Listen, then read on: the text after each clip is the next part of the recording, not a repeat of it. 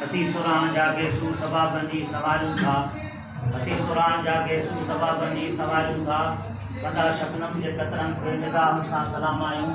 न कंडन खे दाखीकारियूं न कुंवर सां रखूं यारी, मगर रांदिल जा नौकर गुलाबन जा गुलाम आहियूं। साथियों, जीअं त अॼु असांजे हिकिड़े प्यारे साथी सिंगीत संगत जे सरगर्म जापुरी कारकुन ऐं समाज सुधारक कंपेयर अदाकार लेखक शाइर दीदार दानिश जी अॼु पहिरीं वरसी आहे, जंहिंते तव्हां असां सभु गॾु थिया आहियूं ऐं मां मकालो पंहिंजो पेश कंदुसि। उन खां बाद में ॿिया बि दोस्त आहिनि, उहे बि ॻाल्हाईंदा। दीदार दानिश खोसो बेशुमार ख़ूबियुनि जो मालिक हो। संदसि जनम मेहड़ बरसां ॻोठ ख़ुदादाद खोसो में हाजन खान खोसे जे घर में 15 मई 1974 ते थियो। दीदार दानिश खोसे शुरूआती तालीम पंहिंजे ॻोठ जे प्राइमरी स्कूल मां हासिलु कई।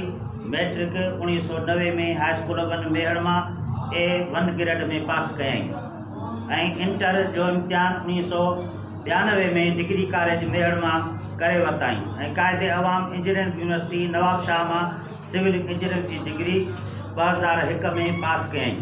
गैस स्टील मिल कराची में लियाकत अली ख़ान जतोई जे सनत ऐं पैदावार जे वफ़ाक़ी वज़ारत दौरान कॉन्ट्रैक्ट ते नौकरी मिली। पाण उन दौरान KTN जी शुरूआती दौर में केतिरनि ई प्रोग्रामनि में कमु कयईं ऐं ड्रामनि में अदाकारी जा जौहर ॾेखारियईं।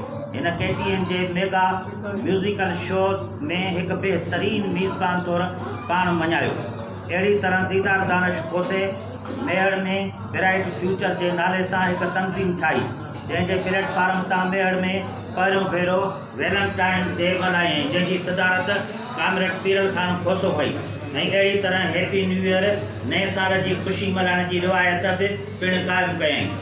उन सां गॾु समाजी भलाई जा कम ऐं तालीमी सेमिनार पिणु मेहड़ में मुनक़िद करायईं। दीदार दानिश खोसे मेहड़ में ब्राइट फ्यूचर एसोसिएशन क़ाइमु कई ऐं 1998 में शेख अयाज़ लाइब्रेरी जो क़याम अमल में आंदाईं, जंहिं करे नौजवाननि में पढ़ण जो रुझान पैदा थियो। संदसि शादी 20 अप्रैल 2000 ते थी। खेसि 2 पुट जिब्रान अली ऐं सारंग अली ऐं 3 न्याणियुनि जो औलाद आहे।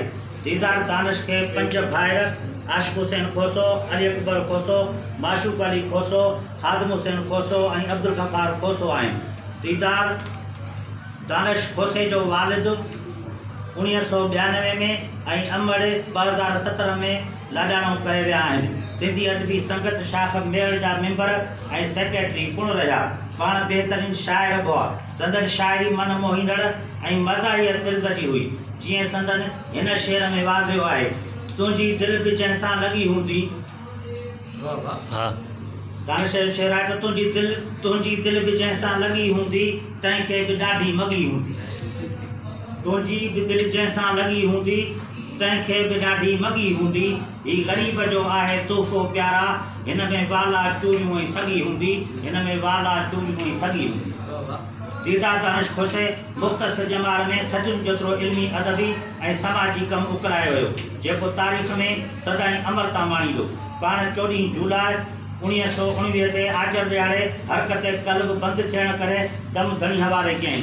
खेसि मियां नसीर मोहम्मद कलोड़ जे तारीख़ी आबाई कब्रिस्तान में मिटी मां हवाले कयो वियो आहे। साथियो, दीदार दानिश जे बारे में मुख़्तसर जेको आहे सो मुंहिंजो मकालो जेको मूं पेश कयो, आख़िर में हीउ शेर पढ़ी मां पंहिंजी जाइ वठंदुसि। अगरि जे असांखे पुकारियो त अचिबो, अगरि जे असांखे पुकारियो त अचिबो, खणी नेण पंहिंजा निहारियो त अचिबो। सिदारत जी काई ज़रूरत न आहे, रुगो बज़म में ई विहारियो त अचिबो, रुगो बज़म में ई विहारियो त अचिबो।